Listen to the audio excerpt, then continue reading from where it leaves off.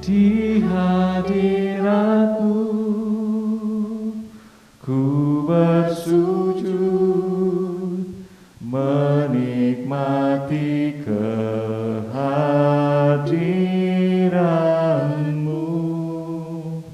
Ku buka hati saat ini untuk mendengar suara-Mu.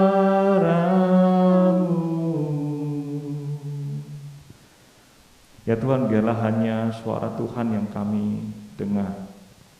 Bukan hanya pada waktu kami beribadah, tetapi juga di dalam keseharian hidup kami. Karena sesungguhnya ya Tuhan, terlalu banyak suara di sekitar kami. Suara-suara yang ingin membuat kami jauh daripada Tuhan. Dan kami sadar suara-suara yang mungkin lebih menarik daripada suara-Mu, daripada firman. Justru karena itu ya Tuhan, terus latih diri kami supaya kami terus peka terhadap suara Tuhan, mendengarkan dengan sungguh-sungguh suara Tuhan di sekeliling begitu banyaknya suara di tengah-tengah dunia ini. Karena itu ya Tuhan, setiap kali kami merenungkan firman-Mu, baik sejenak di tempat ini maupun ketika kami di dalam hari-hari kami merenungkan firman-Mu, sungguh Tuhan, ajar kami mengenali suara Sang Gembala Agung itu. Tuhan, pimpin pemberitaan firman-Mu pada hari ini. Di dalam nama Tuhan kami Yesus Kristus, kami berdoa. Amin. Shalom, saudara, selamat pagi. Saudara, kita akan bersama-sama merenungkan bagian firman Tuhan di dalam 1 Raja-Raja pasal yang ke-17, dan yang kedua adalah di dalam Markus 12 ayat 41 sampai 44. Yang pertama kita akan buka 1 Raja-Raja 17 ayat 7 sampai 16. Kita akan baca secara bergantian. 1 Raja-Raja 17 ayat 7 sampai ayat yang ke-16. Saya akan membaca ayat yang ke-7, Bapak Ibu Saudara sekalian baca ayat yang ke-8, dan seterusnya sampai ayat yang ke-16 kita baca secara bergantian. Demikian firman Tuhan. 1 Raja-Raja 17 mulai ayat yang ke-7 saya akan membacakannya. Tetapi sesudah beberapa waktu sungai itu menjadi kering, sebab hujan tiada turun di negeri itu. Bersiaplah pergi ke Sarfat yang termasuk wilayah Sidon, dan diamlah di sana. Ketahuilah, aku telah memerintahkan seorang janda untuk memberi engkau makan.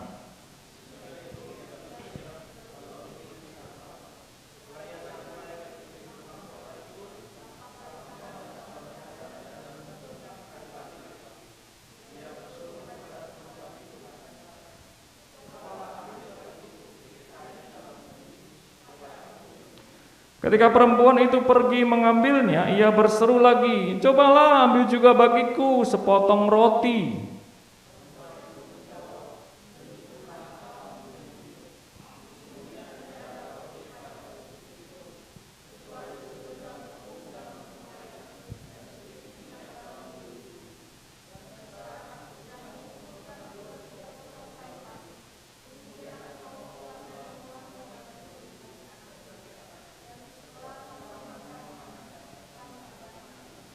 Tetapi Elia berkata kepadanya, "Janganlah takut, pulanglah, buatlah seperti yang kau katakan, tetapi buatlah lebih dahulu bagiku sepotong roti bundar kecil daripadanya, dan bawalah kepadaku. Kemudian barulah kau buat bagimu dan bagi anakmu."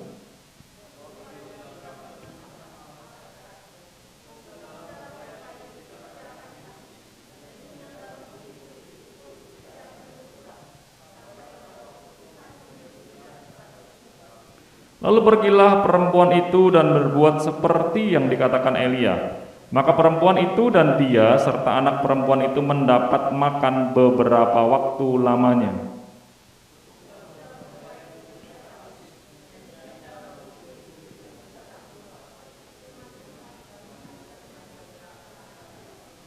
Bagian yang kedua, saudara, kita akan membaca dari Markus pasal yang ke-12, Saya akan membacakannya, Markus pasal yang ke-12 ayat 41 sampai ayat 44. Demikian firman Tuhan, Markus 12.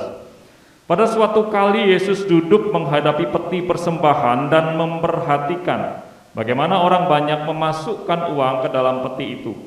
Banyak orang kaya memberi jumlah yang besar. Lalu datanglah seorang janda yang miskin dan ia memasukkan 2 peser, yaitu 1 duit. Maka dipanggilnya murid-muridnya dan berkata kepada mereka, "Aku berkata kepadamu, sesungguhnya janda miskin ini memberi lebih banyak daripada semua orang yang memasukkan uang ke dalam peti persembahan. Sebab mereka semua memberi dari kelimpahannya, tetapi janda ini memberi dari kekurangannya, semua yang ada padanya, yaitu seluruh nafkahnya." Sedemikian jauh pembacaan firman Tuhan kita hari ini. Berbahagia kita membaca, mendengar, serta melakukannya. Nah, saudaraku, satu kali ada seorang nenek tua, ya nenek sudah pasti tua ya, namanya nenek kok ya. Nah, saudara, dia ternyata adalah penjual pisang. Nah, satu kali seorang agak muda begitu, bapak-bapak muda begitu kayak saya, bapak-bapak yang masih muda ya, udah muda, masih muda tapi sudah bapak-bapak gitu maksudnya. Nah, saudara, kemudian dia itu pergi untuk mencari pisang. Nah, terus kemudian dia melihat nenek-nenek ini kok rasanya kasihan. Yang lain yang jual tuh masih kuat-kuat, abang-abang yang kuat, ya ahia-ahia yang masih kuat gitu. Terus dia lihat nenek ini kok kasihan gitu ya. Terus pisangnya juga tidak dalam jumlah yang banyak, jumlahnya tidak terlalu banyak, sedikit begitu. Lalu kemudian dia menghampiri ya nenek ini dan bertanya, "Nek, pisangnya berapa?" Loh, kok ternyata dia jualnya lebih murah dibandingkan harga pasaran. Dia lebih kasihan lagi. Ini nenek gimana sih? Udah jualan pisangnya sedikit, dianya sudah tua, jualnya di bawah harga pasaran, lebih murah sedikit, terpaut 2.000 sampai 3.000. Nah, sudah akhirnya karena ngobrol segala macam, terus si bapak muda ini agak kasihan. Terus dia pikir begini, saya mau membeli semua pisang dari nenek ini. Nah, ada beberapa sisir pisang yang kemudian dia beli, dan bapak muda ini terenyuh hatinya dan dia memasukkan ya uangnya itu ke dalam amplop dan jumlahnya dilebihi lebih banyak untuk si nenek ini. Lalu kemudian bapak muda ini bayarkan, pisangnya diambil, dibilang begini, "Nek, ini ya uangnya, sudah nanti nenek buka aja di rumah," begitu. Nah, dengan senang karena hari itu si nenek ternyata sudah cepat sekali menghabiskan pisang jualannya. Lalu kemudian saudara sekalian, nenek itu pulang dengan sukacita. Bapak muda itu juga pulang dengan sukacita. Dan beberapa hari berikutnya, saudara, setelah pisangnya habis, dia mencari lagi si nenek ini. Tetapi rupa-rupanya tidak didapatinya nenek ini ada berjualan di tempat seperti sebelumnya. Lalu dia bertanya kepada abang yang juga jualan di situ, dia tanya, "Bang, si nenek ini kemana?" Terus kemudian abangnya cerita, "Pak, si nenek itu tidak jualan kalau pisangnya yang ada di rumah itu, di tanah di dekat rumahnya itu tidak ada buahnya yang bisa dipanen. Kemarin itu si nenek cerita ke saya, katanya pisangnya laku langsung dibeli sama seorang bapak muda dan duitnya ditambahin banyak. Dan dia senang sekali karena uang itu bisa dipakainya untuk menghidupi cucu-cucunya." Jadi dia jualan kalau pisangnya itu lagi bisa dipanen, tapi dia tidak bisa jualan kalau tidak ada hasil dari pohon pisang. Nah, setelah mendengar itu, bapak muda ini kemudian berpikir, wah, ternyata dia menyambung hidupnya hanya bergantung kepada jualan pisang yang dia bisa panen. Nah, saudara, bagi orang-orang tertentu, uang itu mungkin tidak terlalu berpengaruh besar. Seperti bapak muda ini memberikan uang yang lebih untuk dibelikan pisang untuk nenek ini, itu tidak, bagi dia itu sesuatu yang kecil. Tetapi rupa-rupanya, saudara, bagi nenek tua yang jualan pisang ini, saudara, uang yang begitu banyak itu sudah bisa dia pakai untuk menghidupi cucu-cucunya tiap-tiap hari. Nah, saudara, bagi sebagian dari kita, ini adalah kisah hidup dan mati. Saudara bayangin, saudara, kalau hari itu si nenek ini tidak mendapatkan pembeli yang mau membeli pisangnya, karena mereka berpikir, saudara, aduh ini pisangnya kelihatannya kurang gimana, kurang ini itu dan lain sebagainya. Sampai kemudian pisangnya busuk dan si nenek ini tidak bisa mendapatkan uang untuk menghidupi cucu-cucunya. Nah, saudara, bagi sebagian orang kisah-kisah seperti ini adalah kisah hidup dan mati, dan itulah juga yang ada di dalam kisah yang kita baca di Alkitab tadi, saudara. Buat dua janda baik di Sarfat maupun janda miskin 2 peser ini, saudara, hari itu adalah hari hidup dan mati buat mereka. Hari itu adalah hari di mana apakah besok saya masih bisa melanjutkan hidup atau tidak, mereka tidak pernah tahu. Nah, saudara, hari ini kita akan merenungkan bagian ini dengan serius, saudara. Saya berkali-kali merenungkan bagian ini, saudara. Saya merenungkan kenapa kemudian Tuhan harus memakai 2 cerita ini, 2 kisah ini, baik janda di Sarfat ataupun juga janda 2 peser. Saudara, mari kita lihat bagian ini dengan lebih seksama. Saudara, apa yang kemudian menjadi konteks atau menjadi bagian di dalam 2 bagian yang tadi kita baca firman Tuhan di 1 Raja-Raja maupun juga di dalam Markus pasal yang ke-12. Sudah kita tahu sama-sama dua-duanya adalah janda. Nah, ini bukan janda yang masih kembang begitu, saudara, janda yang masih muda, punya harta, kekayaan banyak, tidak, saudara. Dikatakan satunya janda miskin, jelas-jelas disebut di dalam kisah 2 peser itu, saudara. Dan di kisah yang 1 Raja-Raja, janda di Sarfat yang punya tanggungan seorang anak. Nah, saudara, perhatikan di waktu itu di Sarfat, saudara, ada kekeringan juga yang besar melanda semua negeri. Bahkan dikatakan oleh firman Tuhan, karena doa Elia dan Tuhan mengabulkannya, sekitar 3 tahun saudara tidak ada apa-apa. Dan yang dia punyai, firman Tuhan dikatakan, segenggam gandum dan sedikit minyak. Nah, kalau tadi saudara perhatikan waktu kita membaca firman Tuhan, janda itu menjawab begini kan, aku hanya punya ini, aku mau olah itu, dan setelah itu besok kami mati. Jelas sekali, saudara, inilah kisah hidup dan mati.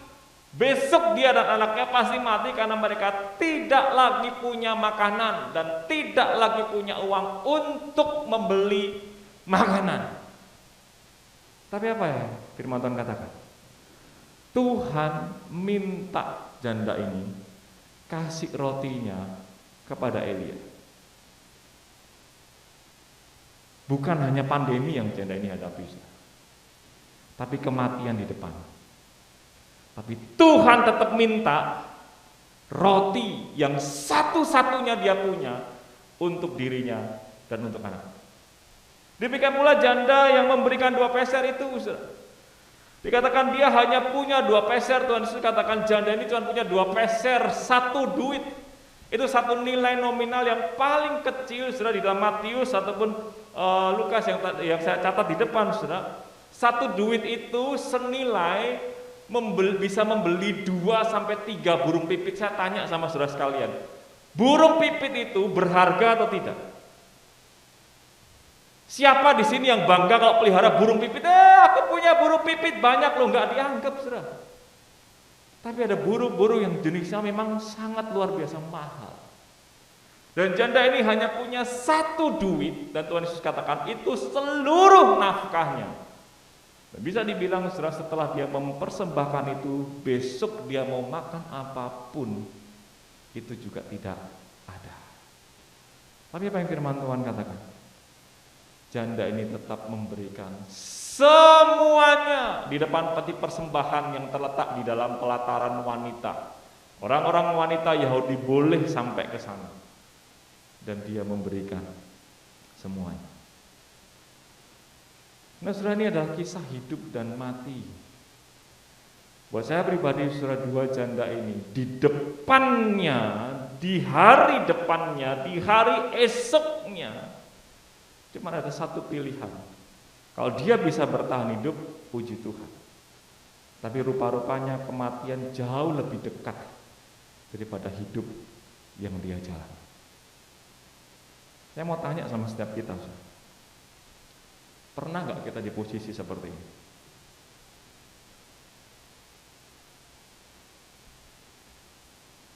Jujur, Saya kok rasanya yakin tidak ada satupun di antara kita yang pernah di posisi hidup dan mati. Saya tidak sedang ngomong masalah sakit penyakit, tidak. Saya sedang ngomong masalah bagaimana kondisi seperti dua janda ini. Janda di Sarfat maupun janda miskin yang memberikan persembahan. Pernah tidak saudara kita berada di posisi ini? Sampai benar-benar kita mau katakan besok saya tidak punya makanan lagi, saya pasti mati. Besok saya tidak punya uang lagi untuk makan pun saya tidak bisa.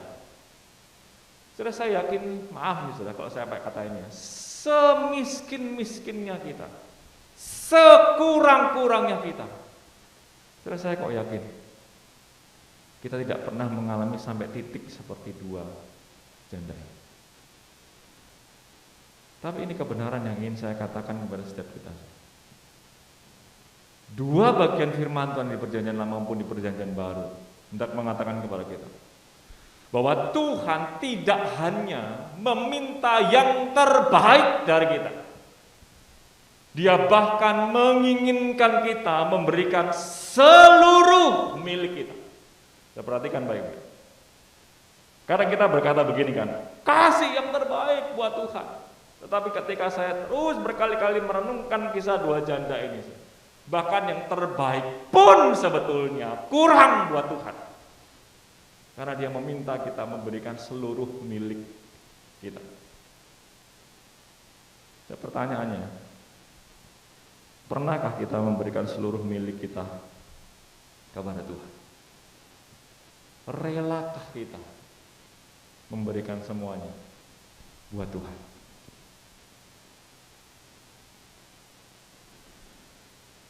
Saudara, apakah kita berani berkata selama ini kita cari Tuhan? Atau sebetulnya kita sedang ngejar cuan? Bedanya tipis. Ngomongnya kalau cepet ya, apa-apa ya cari cuan gitu ya. Tapi antara Tuhan sama cuan itu sebetulnya jauh sekali. Sudah jangan-jangan hidup kita selama ini, maaf, kita cuma cari cuan, bukan cari Tuhan. Coba hitung saudara, cuan yang kita miliki selama ini berapa?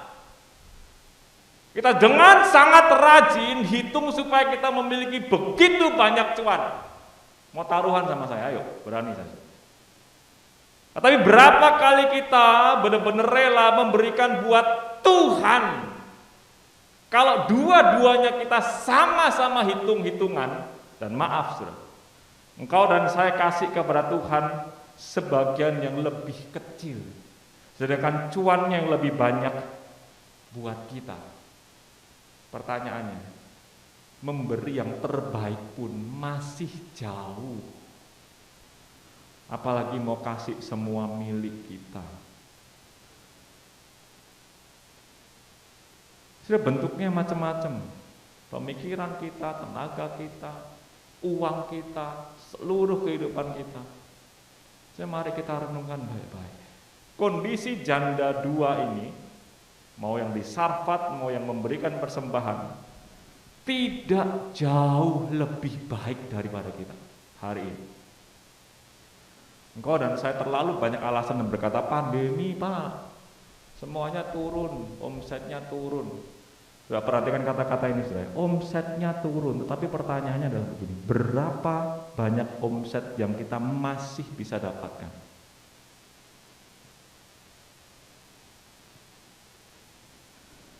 Saya berkali-kali saya merenungkan bagian ini, saudara, saya sedih juga dengan diri saya. Dan saya bertanya, Tuhan, saya rasanya kok tidak sanggup. Kalau satu waktu di titik seperti ini saya harus memberi semua milik saya. Dan saya kemudian kembali lagi melihat, saudara, apakah selama ini yang saya berikan kepada Tuhan sudah yang terbaik. Bahkan itu pun masih jauh daripada apa yang Tuhan minta. Nah, saudara, kenapa sih? Kenapa sih Tuhan pengen semua milik kita itu kita berikan kepada Tuhan? Nah, saudara, kita perhatikan kembali baik-baik kisah yang tadi kita baca. Dikatakan, saudara, ada kejadian yang besar menimpa Pada waktu itu Elia sebelumnya dipelihara oleh burung gagak. Lalu kemudian setelah itu Tuhan menyuruh dia untuk pergi ke Sarfat. Justru keluar dari Israel, seolah-olah tidak ada lagi pertolongan di Israel, seolah-olah orang-orang Israel itu sudah meninggalkan Tuhan, seolah-olah umat Tuhan ini tidak lagi peduli kepada Tuhan. Kalau mungkin mereka merasa saudara Allah meninggalkan mereka, ada kekeringan besar, hujan tidak turun, bukankah itu yang kita rasakan hari ini, saudara? Seolah Tuhan tidak menjawab doaku, seolah-olah pandemi tidak selesai-selesai, semuanya kita bisa jadikan alasan untuk kita tidak lagi datang kepada Tuhan. Tapi Tuhan membuat Elia belajar bahwa ada di tempat lain, umat lain, orang asing, orang Sidon, bahkan janda yang kondisinya tidak memungkinkan sekalipun. Tapi Tuhan berfirman kepada Elia, aku sudah menyuruh janda ini untuk apa? Untuk memberi engkau makan. Aneh loh sebenarnya perintahnya. Kalau saya jadi Elia, saya mikir, loh Tuhan tidak salah tuh. Di Israel aja banyak janda-janda loh. Mungkin bisa lebih kaya, lebih oke daripada kondisi janda Sarfat. Kenapa saya harus jauh-jauh ke sana?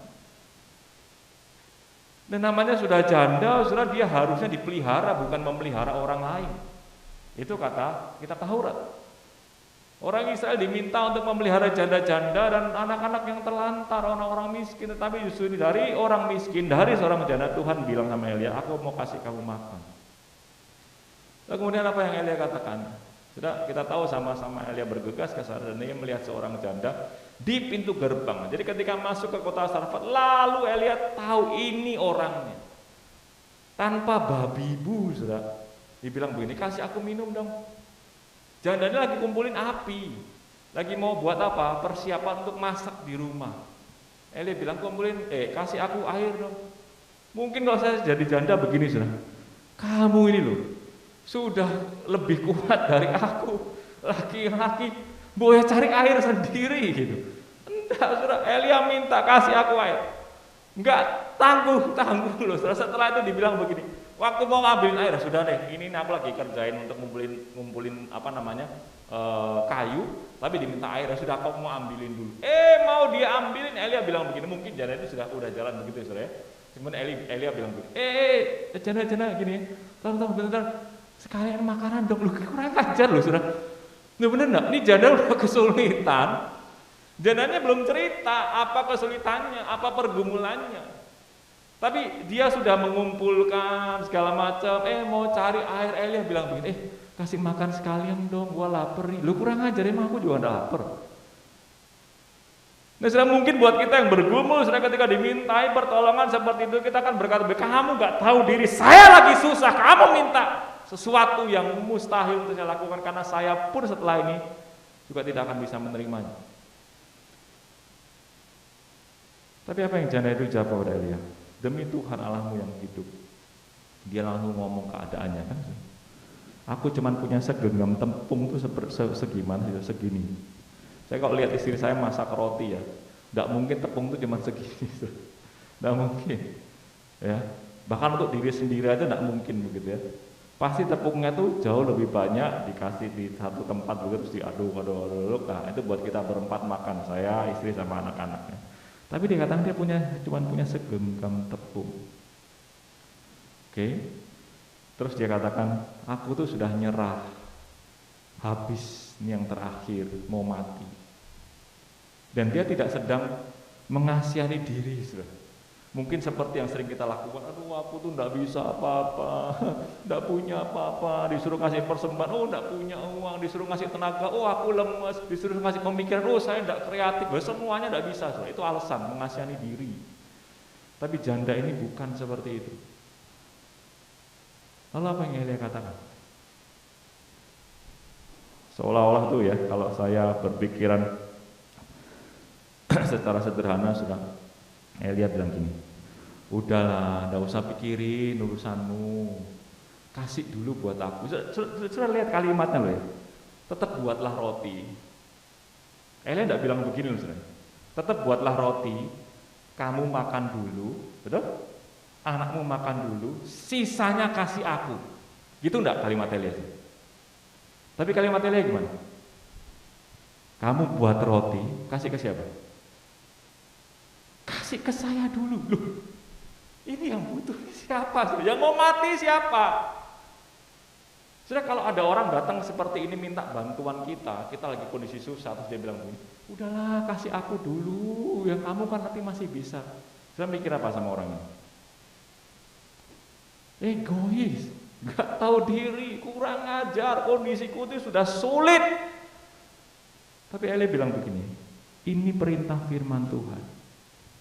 Kamu kasih dulu ke aku, baru buat kamu dan anakmu. Sekarang saya mau tanya, kira-kira bisa makan berapa gigitan? Segenggam tepung nih, bagi 3. Terus kalau kita mau berimajinasi lagi, saudara, kira-kira 3-3-nya ini dapat bagian yang paling banyak siapa? Elia kah? Si janda atau anaknya? Tergantung saudara budaya ya. Kalau di budaya misalkan di kita di beberapa tempat gitu ya, makan gitu, pernikahan, prasmanan, ada tempat-tempat yang kalau orang yang duluan itu ngambil sungkan, betul enggak? Dikit-dikit. Jadi sisanya banyak. Bahkan bagian-bagian yang masih enak tuh banyak. Yang belakang paling enak itu namanya ya serombongan sapu bersih. Wah, sapu semua. Tapi ada tempat-tempat tertentu, kalau kemudian dulu tuh resepsi, sudah saya sempat salah dulu ya. Saya pikir ini kayak di tempat saya. Ayo silakan makan. Saya pikir, sungkan ya, duluan. Begitu duluan sering belakang enggak dapat loh. Kurang ajar ya. Ada budaya-budaya tertentu di Indonesia yang begitu. Saya pikir, beda-beda, baru saya mau. Nah kira-kira yang Elia ini gimana? Dapetin Elia yang kecil, rotinya, buat jandanya kecil, buat anaknya lebih besar. Saya kok yakin janda itu paling tidak memberikan sama rata, atau paling tidak dia justru kasih yang paling besar buat Elia. Karena Elia berkata apa? Tuhan akan membuat tempayanmu tidak akan pernah kekurangan. Nah, setelah di dalam kisah hidup dan mati, dia harus mengambil keputusan iman di situ. Saya mau kasih seberapa buat Tuhan. Demikian pula dengan kisah janda 2 peser, bukan? Yesus dengan cermat melihat di seberang peti persembahan itu. Berapa orang yang memasukkan, saudara, di sana tuh biasanya persembahan itu bukan seperti kita kotak begini atau kantong persembahan, saudara ya. Persembahannya ada kotak, tapi biasanya ada kayak semacam ujungnya kayak trompet begitu, saudara. Terus waktu dimasukkan tuh kayak uangnya menganing, kering, gitu, saudara. Kira-kira itu bunyi begitu. Itulah kenapa kemudian ketika orang banyak, orang kaya memberikan persembahan dalam jumlah yang banyak, ketika dimasukkan tuh bunyinya tuh enak, ya itu kayak main ya judi roulette, terus kemudian keluar koinnya banyak, gitu, saudara, kira-kira. Tapi begitu janda ini masukin, kemungkinan besar uang peser itu juga beratnya tidak terlalu berat karena nilainya kecil. Waktu masuk 2 itu bisa jadi itu bunyinya kecil sekali, tidak berbunyi sama sekali. Tapi apa kata Tuhan Yesus kepada murid-muridnya? Katakan begini ya, perhatikan. Orang banyak itu, orang kaya itu memberikan tidak lebih banyak daripada janda miskin. Perhatikan, padahal jumlahnya pasti lebih banyak daripada janda miskin ini. Betul? Nominalnya pasti lebih besar daripada janda miskin ini. Tapi Tuhan Yesus katakan apa? Tidak. Karena mereka memberi dari kelebihannya. Tapi janda miskin ini memberi semua. Jadi kalau mau sama banyak, saudara, orang kaya ini juga harus memberikan berapa? Semuanya.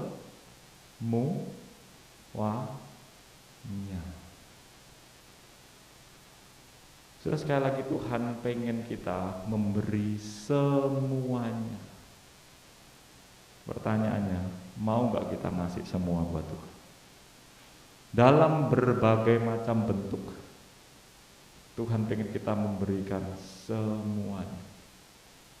Tuhan tidak mau kita memberi sisa-sisanya. Perhatikan, Kalau kita masih memberi sisa-sisanya, jangankan semua, yang terbaik aja kita masih jauh dari standar yang Tuhan ingin. Kenapa, Saudara? Sebab semua yang ada di dalam diri kita itu adalah dari dan miliknya Tuhan. Itulah kenapa, Saudara, kata milik tadi saya kasih tanda petik.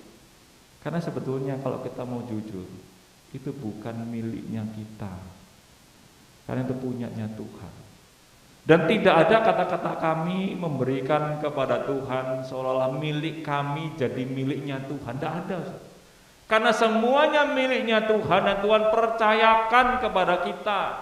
Apa hak kita, kita tahan-tahan. Duh, orang itu miliknya Tuhan, kalau kita yang nahan itu gimana sih, Saudara? Tidak ada hak kita itu sebetulnya. Karena semuanya milik Tuhan. Kepandaianmu, kepintaranmu, semua yang kita punya hari ini, semuanya adalah milik Tuhan. Dan kalau Tuhan bilang, kasih ke aku semua, itu apa respon kita? Bahkan di saat-saat kritis hidup dan mati, dua janda itu Tuhan minta, kasih semua buat aku. Sudah, sebab hidup ini sepenuhnya juga bergantung kepada Tuhan. Ini iman. Sepenuhnya hidup ini bergantung kepada Tuhan. Sekali lagi, bukan cuan, Tuhan. Kalau hari ini kau dan saya masih terus hitung-hitungan cuan di hadapan Tuhan hanya untuk menyimpan cuan kita sendirian, maaf, Saudara. Kita masih jauh untuk memberi yang terbaik buat Tuhan. Dan sebab apa? Tuhan adalah segala-galanya. Buat dua janda ini, firman Tuhan yang datang dari Nabi Elia dan pemeliharaan Tuhan atas hidup janda miskin yang memberi 2 peser itu adalah segala-galanya. Sehingga dia tahu bahwa kalaupun aku mati dengan satu kondisi bahwa aku sudah belajar memberikan semuanya buat Tuhan, maka Tuhanlah yang menjadi segala-galanya. Karena itu, Saudara, dari bagian firman Tuhan ini, belajarlah memberi. Jangan hanya mencari, mendapatkan, tapi belajarlah memberi. Nah, Saudara, saya buka sedikit saja. Ya, tidak buka sampai awal, sampai tahun-tahun belakangan, tidak. Dari tahun 2018, kalau Saudara mau tahu, ini kondisi gereja kita. Tidak pernah saya dapati ya, ketika saya lihat lagi seluruh proses keuangan di gereja kita, tidak pernah saya dapati gereja kita sanggup membiayai dirinya sendiri. Saya mau tanya sama Saudara,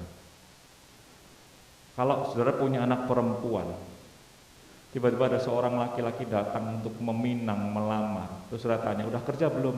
Belum. Dapat duit dari mana? Tidak ada. Saudara izinkan dia kawin tidak? Saya bisa katakan dia udah dewasa belum? Dia sudah mapan belum? Ayo ibu-ibu di sini yang punya anak perempuan, bayangin kalau yang sudah menikah sama anak-anaknya, sudah bayangin cucu-cucunya begitu. Saya yakin kita tidak akan kasih. Dan ini kondisi gereja kita, Saudara. Bertahun-tahun. Kalau bukan dari kita yang berusaha untuk terus belajar memberi yang terbaik buat Tuhan, mau dari mana, Saudara? Saudara mau terus-terusan hidup sebagai anak, sudah married, sudah punya anak lagi, terus diasupin dari orang tua kita, malu kan? Saudara, kalau bisa kita sudah menikah, kita sudah dewasa, kita hidup, kita bisa mandiri, bukan? Tapi ini kondisi kita, Saudara. Tiap tahun, saya ambil dari tahun 2018 saja. Saya perhatikan ya, bukan hampir lagi, 1,5 M lebih kita tuh disubsidi dari pusat. 2019 sudah, sekali lagi 1,5 M lebih kita disubsidi dari pusat.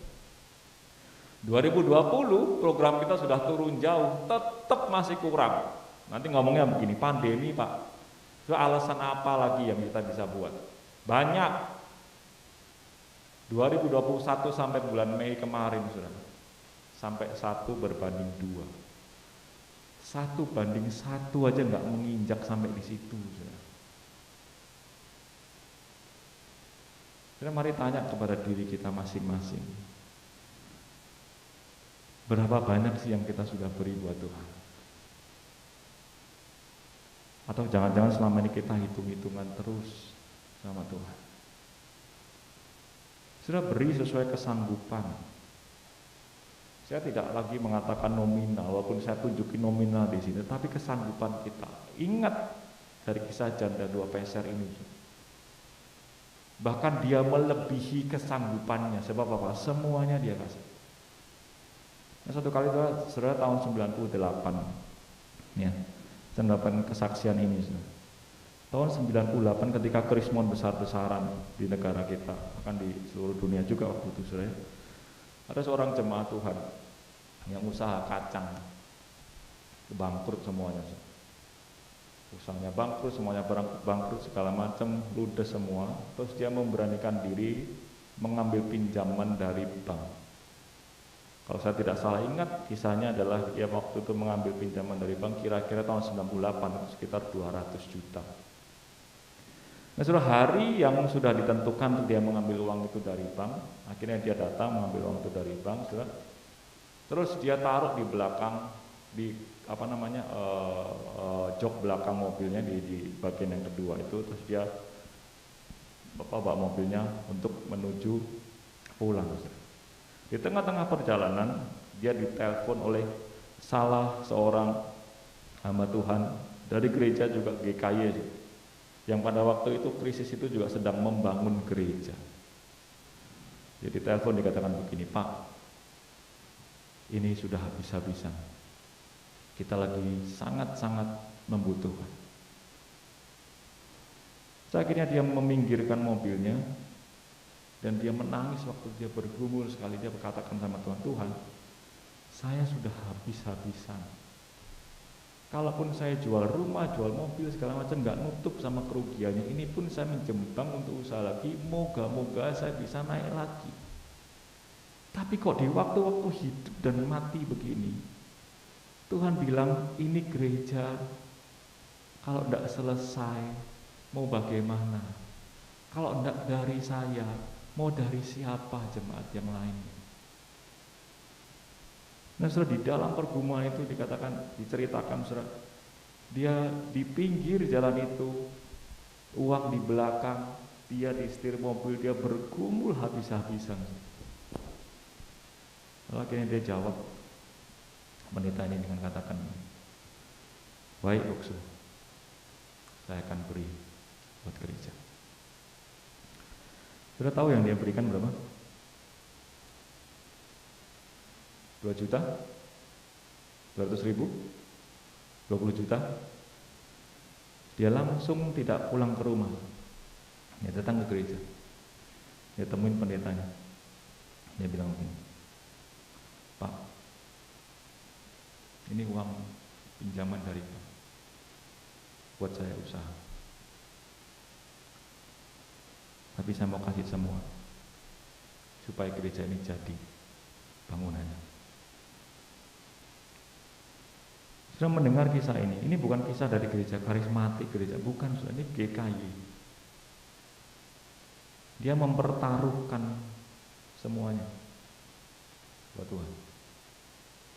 Saya mau tanya sama kita di sini, beranikah kita belajar memberi yang terbaik, bahkan semua milik kita buat Tuhan? Sudah, maaf, saudara, kadang-kala 10% aja kita masih hitung-hitungan sama Tuhan, tidak ngasih sama Tuhan. Jangan katakan kita mau memberi yang terbaik buat Tuhan. Maaf, itu omong kosong. Tapi mari belajar memberi kepada Tuhan. Yang kedua, karena itu belajarlah berbagi. Sedialah untuk berbagi. Bukan kepada orang-orang di mana kita itu memang punya tanggung jawab untuk berbagi, seperti saudara-saudara kita atau kita punya tanggungan, bukan. Tapi orang di luar itu yang kita tahu kita bisa sama-sama berbagi. Dan ketika engkau belajar memberi, engkau sedia berbagi, percayalah Tuhan akan terus memelihara hidupmu. Seorang yang tadi saya ceritakan masih hidup sampai hari ini. Apakah dia kekurangan? Tidak. Tapi sebelum saya berangkat ke sini, dia berkata kepada saya begini, Pak Nathanael, teruslah semangat untuk bekerja membangun gerejanya Tuhan. Jangan pernah khawatir. Kalau satu waktu Pak Nael benar-benar mepet dan Pak Nael butuh untuk gereja Tuhan, saya adalah orang yang pertama kali boleh Pak Nathanael telepon dan katakan seberapapun saya siap untuk memberi, berbagi buat Tuhan. Sudah bertanya bagi setiap kita, apakah hari ini engkau dan saya siap? 2 minggu lagi sudah kita pindah ke gedung yang baru. Kondisi kita, maaf ya, jauh lebih baik daripada janda di Sarfat ataupun janda 2 peser. Tapi apakah hatimu dan tanganmu mau belajar untuk membagi dan memberi buat Tuhan? Mari kita tundukkan kepala kita berdoa.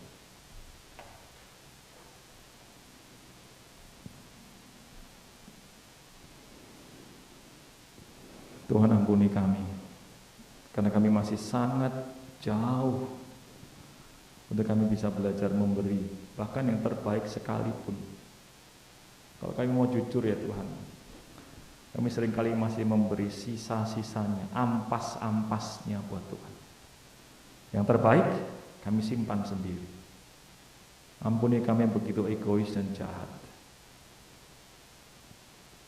Tuhan, Engkau belum memperhadapkan kami dalam kisah hidup kami yang harus memilih antara kehidupan ataupun kematian. Pandemi seharusnya tidak bisa menjadi alasan untuk kami tidak memberi yang terbaik, bahkan semua milik kami untuk Tuhan. Entah itu pemikiran kami, pergumulan kami, tenaga kami, hati kami, pelayanan kami, bahkan sampai uang materi yang kami miliki. Tuhan, di saat banyak orang sekarang memegang uang mereka masing-masing karena berharap kondisi cepat pulih di seluruh dunia ini, kalau kami menjadi orang Kristen juga melakukan hal yang sama, Tuhan ampuni kami, karena Engkau tidak pernah hitung-hitungan dengan kami. Di saat kondisi terjepit sekalipun Engkau harus memilih antara salib atau Engkau tidak menjalani jalan salib itu, Tuhan, Kau memilih untuk mati buat kami. Ampuni kami ketika kami mengatakan kami mengasihi Tuhan, tapi memberi pun buat Tuhan, kami hanya memberikan sisa-sisanya. Ampuni kami kalau kami selama ini menjadi pembohong-pembohong yang bermulut manis di hadapan Tuhan. Kalau selama ini kami tidak belajar untuk berbagi kepada orang lain, sedangkan kami mengatakan kami mengasihi, kami mencintai Tuhan. Ajar kami lagi Tuhan, jadi anak-anak-Mu, jadi murid-murid-Mu yang setia. Ajar kami untuk percaya bahwa Tuhan memelihara hidup kami, dan ajar kami untuk belajar berbagi dan memberi untuk orang lain, untuk gereja-Mu di tempat ini. Tuntun kami Tuhan, tolong kami. Di dalam nama Tuhan kami Yesus Kristus kami berdoa. Amin.